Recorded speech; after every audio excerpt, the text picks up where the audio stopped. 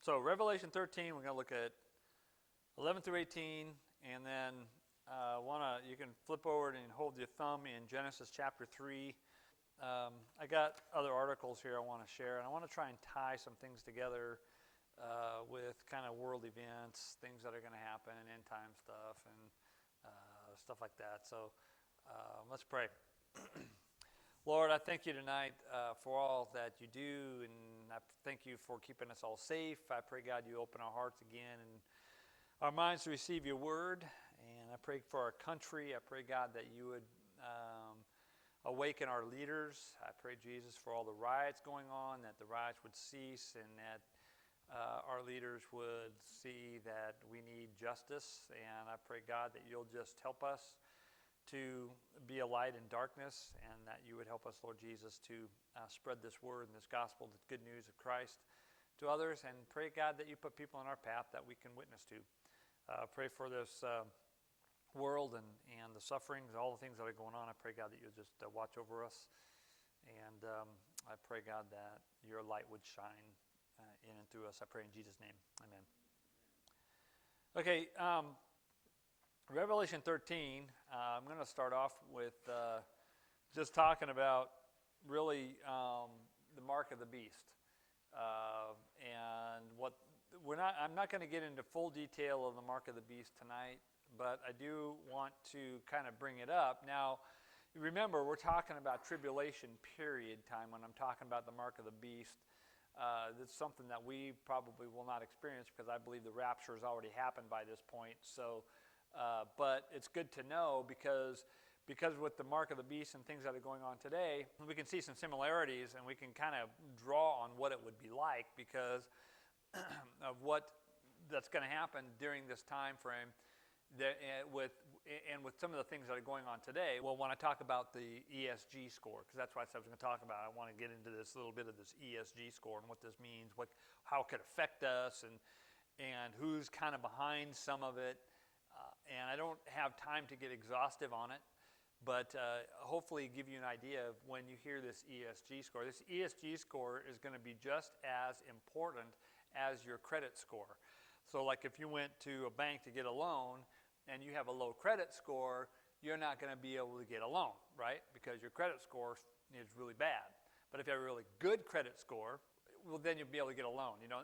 Well, the ESG score is going to be the same thing, and it's going to be based on environmental, social, and government involvement. And I kind of prefaced last week that I was asking who has kind of done their taxes. And I don't know if people do their taxes on their own, if they have somebody else do them. If somebody else does them, you probably wouldn't know this or see this, but I do all our own taxes, and so I see all the stuff that's kind of on these forms and things like that. And there are questions in there, like I think I prefaced last week, that there are questions, you know, did you put any energy efficient windows in your house? Did you invest in solar panels? Did you do any kind of energy efficient, did you buy an energy efficient car? There's a question on there for buying an energy efficient car. And then I found this year that there is a blank statement. Have you done anything to save energy this year? And why am I bringing this up? Because this is part of your ESG score that is going to be affecting you. Because if you don't buy an energy efficient car, if you don't buy a energy efficient windows, if you don't install solar panels, if you don't do this, you're going to get a low ESG score. Okay, because that's the environmental side of it. And so then you get into businesses where they get into the social score, part of the S in the ESG, and the companies, and that's why I've got an article here of Coca-Cola, and another one that I want to read briefly on it's called the American Foundation. But they're going to rate companies and corporations on their social environment. So in other words, they're going to rate them based on, do you have, a question would be like, do you have the right ratio? Do you have the same amount of Asians as you do Koreans? Do you have, and so if it's not based on small companies anymore. It's going to be based on corporations in this ESG that are trying to, and what the incentive is that the government will give them money if they have a good social score. So small businesses who are just trying to survive probably won't survive because all the money is going to go to these corporations that are keeping these ESG, this social thing, together. And this is why you see things like from Coca-Cola doing the things that they do, because they're starting to they see the writing on the wall, and they're probably part of all of this. But companies like Coca-Cola, J.P. Morgan, Merrill Lynch, Chase is in on it, you know. And so this is why you are seeing some things, why corporations are doing the things that they're doing. Because they're anticipating this ESG score and they want all this government money.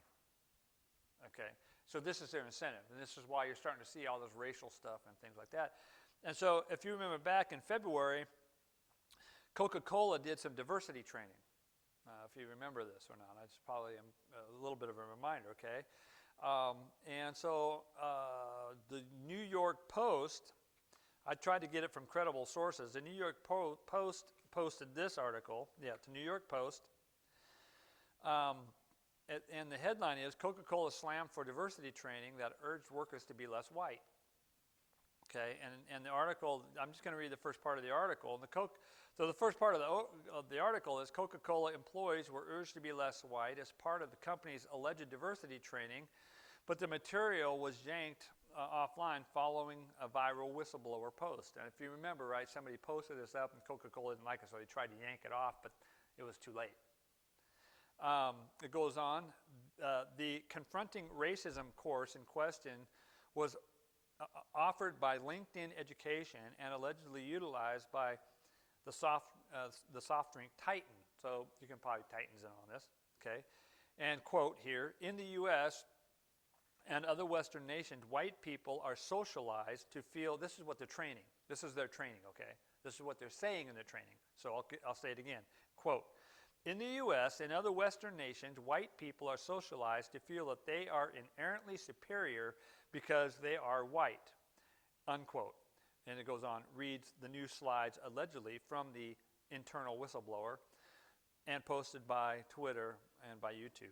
Okay, commentator Carolyn, I don't know how to pronounce her, Borisinko or something like that. Another slide suggested, try to be less white. I was going to show the commercial of Coca-Cola tonight. I didn't put it up though. And Coca-Cola has a commercial with some white polar bears and making a white snowman and stuff like that. And at the end it says, try to be less white. Okay, but it goes on.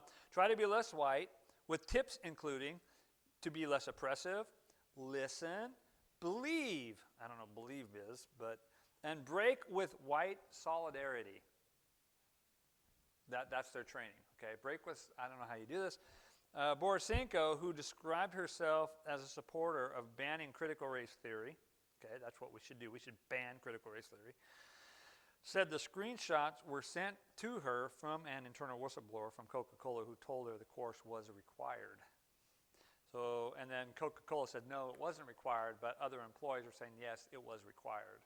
So that was required training. It goes on here. I mean, the article is quite long. I'm just going to give you that right now. You going to say something? No? So this is one thing that you'll see in all that's going on in this world today as far as trying to redefine history, trying to redefine who we are. Okay. I don't know. In all of this ESG scoring, it goes back to this 1619 project, and I don't know if you're familiar with the 1619 project or not. Okay, and so let me give you a little read here of the 1619 project, and you'll understand what this is. And so they're trying to, and this is from the Heritage Foundation. Okay, it's from the Heritage Foundation. Okay, so. This is a 1619 project, and so the takeaways from this 1619 project. From Frederick Douglass to Martin Luther King Jr., many Americans have tried to bridge Americans' racial divide. And just our politicians and our country doesn't want to get rid of the racial divide. Okay, this is the whole purpose for all of this, okay, to keep it stirred up, okay? And let me just read the article, though. After months of embarrassing criticism, the Times finally issued a non-apology apology, which it comically calls an update. America's liberal elites, represented by the education and the moral fashions of the times, are remarkably short-sighted. From Frederick Douglass to Martin Luther King Jr., many Americans have tried to bridge Americans' racial divide. America's newspapers of recorded believers has discovered it in a new way. No longer preaching faith in the Constitution or civic brotherhood, the New York Times hopes that by creating enough hatred for the nation's founding, its ideals, and for America's majority group, justice and harmony will somehow emerge. This, anyway, is the idea behind the 1619 Project. It leads, and you can go look up the 1619, just go Google it. It's right out there. You can go read it.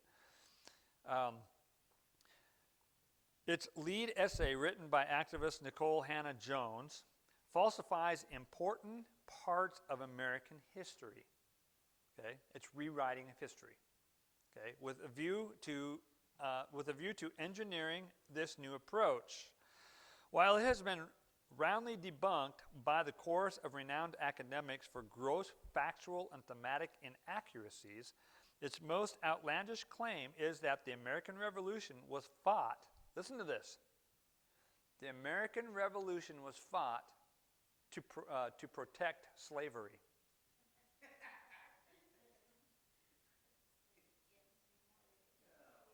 It's crazy stuff. And, well, okay, so we'll go on. And I won't get in. I've already explained with the 13 colonies, Pennsylvania, Virginia was already passing laws.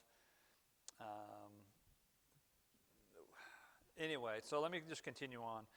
The preeminent historian of the American Revolution, Gordon Wood, points out that he does not know of any colonists who said they wanted independence in order to preserve their slaves, nor does anyone else. There is no historical record for this. After months of embarrassing criticism, the Times finally issued a non-apology apology, which it comically calls an update. What looks like a redaction is really a hardening of the original position, for they still stand behind the basic point. Had the Times simply admitted its many errors, it could have begun the clawback with what remains of its reputation for honest journalism, but it will not retract or apologize. No longer really a newspaper, the Times is more of a postmodern age of propaganda. Its goal of moral and political transformation, distinct from honest reporting, are barely hidden, and the 1619 Project seems to have at least 3 such goals. Get them when they're young. Get that? Okay. For at least a generation, many colleges and universities have taught students that America fundamentally is a white supremacist regime in need of deconstruction. By offering an accompanying school curricula, the 1619 Project explicitly targets middle and high schoolers. Okay, middle school and high school. So far, largely untouched by this propaganda, but since the 1619 Project's publication last August, tens of thousands of students in all 50 states have been taught parts of this curriculum. Last month, the administration of Buffalo Public Schools announced their district will infuse 1619 Project resources into the mainstream English and social studies at grades 7 to 12. Montgomery County, Maryland, and Chicago public schools have followed. Others will join them soon. The overriding lesson is clear. Young people must learn to despise their nation, its constitution, its ideals, its economic system, and its founders. They must resent and reject their past, possess an aggressive, contemptuous, and disobedient attitude toward the present, and strive forcefully, can't get it out, to create triumph a triumphant future where the enemies of the old are punished and the innocent finally rule, teaching young people that they have no country, that there is neither God nor justice, but their own anger to right wrongs lead to civilized self-rule, but to fantasism and self-destruction. Hannah Jones has spoken openly about the project's second goal. When my editor asks me, like, what's your ultimate goal for the project? My ultimate goal is that there will be reparations bill passed, for the blacks and stuff, right? In other words, as Americans learn to despise their country and their fellow citizens, they should, and that's going on like big time right now, that's what this big divide is, their fellow citizens. They should demand a moral buyout where moral debts are settled in cash. Of course, remaining unanswered is what will happen when neither quality nor normal wholeness emerges as a result of cash transfer. Identity politics, Uber allies, okay? But the real goal of the project, as Hannah Jones explains it, is to get white people to give up whiteness. Coca-Cola. You see where this is going? This is all interlinked. That's why I started with Coca-Cola to read this. This is why you see all this stuff. All these big corporations are going to end up running the country. Okay? Big is bad. We need smaller. We need and shop locally. Go to your local grocery store. This is the last free country. This is the last of it. And so this ESG score has really been being worked on for years, probably since 2000, if not earlier than that. And it comes from the Economic World Forum. It is a world economic, not an economic. It has to do with economic currency and economic, one world currency, but it literally is one world rule government. I mean, that's where all this. That's why this ESG and everything is so important, because that's where all this is headed. And so we can see the end times coming. We can see, and that's why I want to start in Revelation and get into Revelation. And we'll get as far as we can tonight, and then we'll just pick up next week. So, because it's really interesting stuff. But I think it's important for us to know this. So when we see all this stuff going on, we see Coca-Cola, we see the banks, we see all this ESG, and you go, and you start questioning, what's an ESG score? And now you'll know, and you'll understand where things are kind of headed, and hopefully, if you have the knowledge, or at least some knowledge of it, you'll be able to share that with other people. Now, I'm going to get into the father of lies here in a little bit, and that's Satan and 666, and I'm going to jump into the tribulation, but you can see a lot of stuff that's going to happen in the tribulation is literally happening today. So we're kind of getting a sneak peek of what it's really going to, because it's going to get really bad, at some point. So let me finish up this here, okay? Where did I leave off here? Getting rid of whiteness means that you have to stop thinking. Let's see. The statement appears opaque at first, but follows an unmistakable logic of identity politics. Getting rid of whiteness means that whites must stop thinking of themselves as a group. I don't see myself thinking as a group. Do you? Okay? But this is what they are saying, okay? To accomplish this, they must learn, or be compelled, to practice unreflective deference to a moral innocent, the marginalized. Don't you love the way they write this stuff? This means believing her, I don't know, that's a weird, believe with ing her, or believing her, I bet there's not a space there. Believing her without facts, or taking the victim's self-styled narrative, like the 1619 Project, as sacred and beyond rational scrutiny. As whiteness dissolves, however, all other marginalized groups must adhere more strongly to their own groups. Okay? You get this? And so the white people have to dissolve their groups while all the other ethnic groups, black groups, whatever, are supposed to hold on to theirs. Since this final goal will surely require more than just propaganda, Hannah Jones settles for reparations as the second best arrangement. Obtaining reparations after all, is more realistic than, like, can we get white Americans to stop being white? She notes. Nevertheless, Hannah Jones seems to think that both reparations and the dissolution of whiteness should be attempted, even if neither is likely to occur. America's liberal elites, represented by the educated in the moral fashions of the times, are remarkably short-sighted. It is not difficult to see that a new spirit of vengeance created by such journalism, which really isn't journalism anymore, it's propaganda, will lead neither to political stability nor justice. Nor is it difficult to see why mainstream journalism is rightly fallen out of the public favor. This is where we are. Okay, this is how we've fallen. I don't know how you not be less white, and I'm not going to apologize for being a white male, and nobody should apologize for being a white female.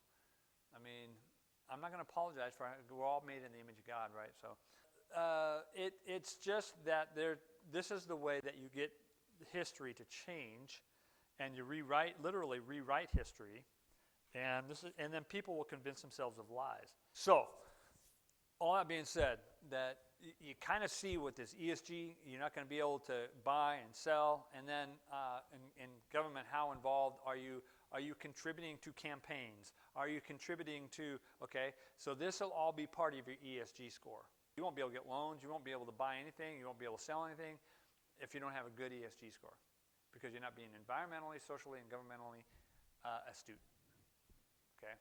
And so you can see this. So let me just say this in my notes, that, okay, that the nature of man is evil, and it became evil at the very beginning in the garden in the fall, okay? The redemption of man from God has not been an easy task, not because it's not easy for God, it's because it's not easy for man to submit to that higher power, to surrender to God. So it's not been an easy task, for salvation. God has done everything he knows how to do to give us salvation. He sent the prophets, he sent signs and wonders, he sent his son Jesus Christ, more than once, by the way, because after, the resurrection, he came back and he sent her back up, he gave Moses the Ten Commandments, Mount Sinai, and look at the miracles he did at the Dead Sea,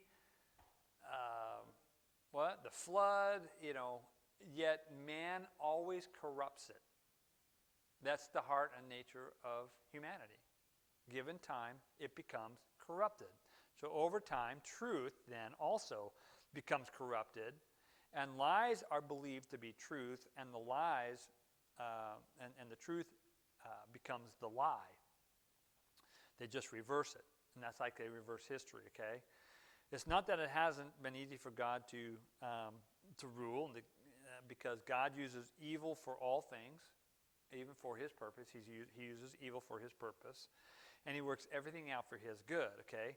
But the path for humanity is difficult because of the separation from God, and because there's a separation from God, there's this lostness, there is hopelessness, and ultimately there's really loneliness.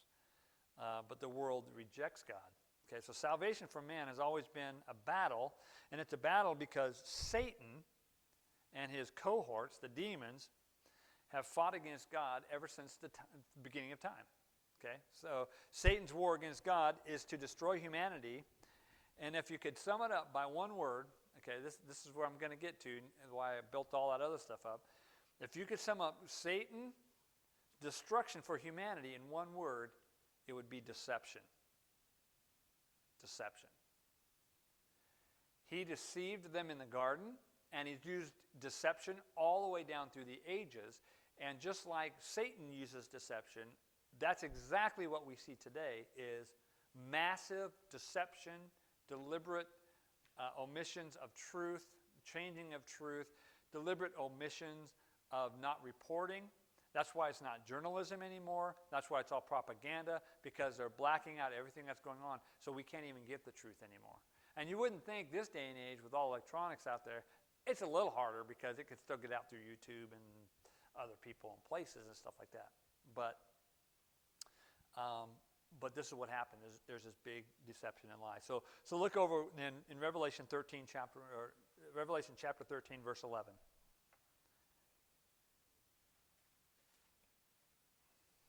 Okay, and read with me. It says, that's okay. It goes, then I saw another beast coming up out of the earth. And I'm going to expand on this later, this beast coming up out of the earth, okay? And he had 2 horns like a lamb and spoke like a dragon. And he exercises all authority over the first beast in his presence and causes the earth and those who dwell in it to worship the first beast whose deadly wound was healed. Now, let me just give you quickly the 2 beasts, briefly, and I'll talk about it more later, okay? So you have a religious system, and you have a military and an economic system. And these 2 systems are working together. And I'll expand on this more later. So you have the 2 beasts, you have the world religion, and you're going to have, and this would be really come back to Revelation 19 or 17 and 18, because in 17 you have the world religion that's destroyed, and then in Revelation 18 you have the economic system that's destroyed. And you'll see, as I point out next week, because I won't get to it today, is that the economic, the 2 beasts are going to have to work coincide until the middle of the tribulation, when they become one, and that's when all world religion will be wiped out, and that's the abomination of desolation, Daniel chapter 9, where he puts himself up in the temple and proclaims to be God, okay? And so all this is going to be going on, so just kind of keep that in mind as kind of these 2 beasts, okay? 13 goes on, verse 13. He performs great signs, and we know that he's going to have that ability, so that he even makes fire come down from the heaven and earth and sight of men. And he what? Deceives. Okay? This is the big deception. He deceives those who dwell on the earth by those signs which he was granted. Now, did he have them, or did God give them to him? They were granted to him. Okay? To do in the sight of the beast, telling those who dwell on the earth to make an image to the beast who was wounded by the sword and lived. And this is going to be kind of like Christ and stuff like that. He's going to deceive many, okay? He was granted power, granted again, to give breath to the image of the beast, that the image of the beast should both speak and cause as many as would not worship the image of the beast to be killed. So, if you don't worship the beast, what happens? You're killed. They're just going to get rid of you. Okay? You're gone. You're done. 16 and 17 are real key here. He causes all, A-L-L, both small and great, rich and poor, free and slave, to receive a mark on their right hand, on their foreheads, and that no one may buy or sell except the one who has the mark or the name of the beast or the number of his name. Here is wisdom. Let him who has understanding calculate the number of the beast, for it is the number of man. This number is 666. Okay. So, we have the beast that has a great deception. And so, we don't know exactly how the marking's going to be marked. I mean, we have the ability now to put microchips and do all kinds of different stuff that they're experimenting with, but it's going to be on the hand or a forehead, and you won't be able to buy or sell. Now, take the coronavirus. This is how subtle this will be. You scare everybody to death on whatever, and now you got to get a vaccine, and to prove that you get a vaccine, we're going to put a tattoo, we're going to give you something, or we're going to give you a passport. But you can't buy or sell. You can't do it. You can't go into a grocery store without proof that you had a vaccine or a shot. Okay? What's that? It's already happening. But, okay, my point here is, it's a great deception, and people that I know will fall right in line. Now, I'm not saying the coronavirus is it. I'm just saying that it's an example. You can see how that could lead to something like that and how subtle it could be, and it will deceive many. It will deceive great, rich, poor, and they'll just willingly take it and say, yeah, I think that's a good idea because it's for your safety. It's for, to take care of everybody, and so it'll be so subtle that people, even Christians, will line up to take it because it'll make sense, and it'll be that subtle. How many people did we convince that they needed this vaccine? Now, if you got the vaccine, I'm not going to say anything. I'm okay with people getting the vaccine. I'm not saying it's wrong. I'm not saying you're violating anything, because I know a lot of people that I love got the vaccine. Fine. Our son-in-law got the vaccine. Okay, so you can see how this great deception can work, and the great lie, and people could just line up to do this. So, but you can see the great deception, the great lie. Okay, so the world is Satan's playground to destroy God's creation, that's you and me, if possible. And he used this deception to lead many people astray, and as many people that he can astray. Okay. Satan is the father of lies. He is called the great deceiver. In John 8:44, it says, "You are of your father, the devil, and the desires of your father you want to do. He was a murderer from the beginning and does not stand in truth, because there is no truth in him. When he speaks a lie, he speaks from his own resources, for he is a liar and the father of it." He is a great deceiver and the liar. And Satan disguises himself as what? An angel of light, right? And that would be seen in 2 Corinthians 11:14. And no wonder, for Satan himself transforms himself into the angel of light. Satan is the helper. Satan and his helpers. And by the way, Satan doesn't just have helpers in the demonic world. He has helpers right here in the physical world. Okay? And I fully believe, still to this day, in demonic possession. I believe in evil in people. Satan has helpers to deceive and assist his enemies. And we can see this, that he has helpers in both worlds here. In 2 Corinthians 11:13 it says, and then, so what I did is I picked up 2 Corinthians 11, 13, 14, and 15, and I put 13 and 15 together, and I pulled out 14 and put it up there, because 13 and 15 went together. So it kind of goes like this, okay? So 14 is he's the angel of light. Verse 13, it says, "For such are false apostles, deceitful workers, transforming themselves into apostles of Christ." Okay, read it again. "For such are false apostles," false worker. These are deceitful workers. Do we see deceitful workers today? Yeah, they're deceitful workers themselves into apostles of Christ. And now, they may not call themselves an apostle of Christ, but they believe, they're trying to convince us that what they're doing is right. It's for your own good. We are here to help. Okay? What's that? Yeah. Yeah, run away. Yeah. So verse 15 says, "Therefore it is no great thing if his ministers also transform themselves into ministers of righteousness, whose end will be according to their works."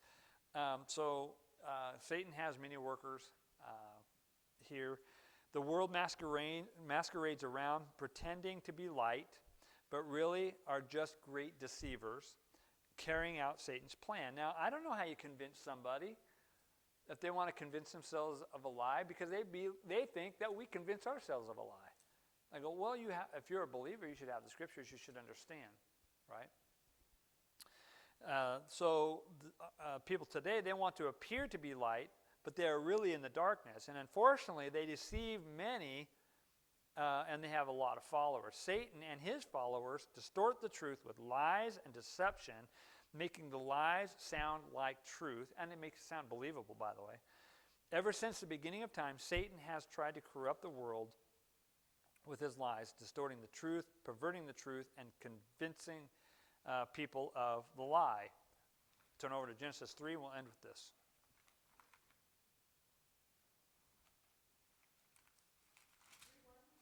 Three one. Okay? Let me repeat what I just said. Ever since the beginning of time, Satan has tried to corrupt the world with his lies, distorting the truth, perverting the truth, and convincing people of the lie. Genesis 3:1. Now the serpent was more cunning than the beast of the field which the Lord God had made, and had said to the woman, has God indeed said, you shall not eat of every tree in the garden? And the woman said to the serpent, we may eat the fruit of the trees of the garden, but of the fruit of the tree which is in the midst of the garden, God said, you shall not eat of it, nor shall you touch it, lest you die. Then the serpent said to the woman, you will not surely die. Deception, a lie. For God knows that in the day you eat of it, your eyes will be opened. A truth. Right? What was their eyes open to? Sin. And you will be like God. A lie. Knowing good and evil. A truth. You see? Always a little bit of truth mixed in with the lie, right? So when the woman saw that the tree was good for food, that it was pleasant for the eyes, and a tree desirable to make one wise, she believed it. Okay, now she believes the lie. She took of the fruit and ate of it. And that's exactly what we do in this country. We believe the lie, we take it, we like it, we take and we eat of it. It goes on. She gave to her husband, and with her, and he ate. And now listen. Then the eyes of both of them were opened, and they knew that they were naked. What does that mean, that they knew that they were naked? Shame. They realized the error of their way. They realized what sin was. And so when we do this, okay, our eyes are open. They knew that they were naked, and they went, and what did they do? They went and hid from God. You know the difference between that story of Adam and Eve? They knew they sinned. They were ashamed of their sin. They hid from God. What does the world do today? They don't hide from God. They blatantly curse God, and they're not hiding from God. They're not afraid of God. They should be, but they're not. Okay? And so we live in this world now where we are blatantly disobedient to God. And this is why all of this white supremacy and all this racial stuff, because they're trying to re-narrate our culture to hate a country that was founded on the Bible. They have to revise it. They've got to get our children to hate our founding, to hate our forefathers. So they will liken and even hasten to change it and to get rid of the Constitution, the Bill of Rights, the Declaration of Independence, and all of the freedoms. And then once all that's abolished, they're going to realize they were duped in one great big deception.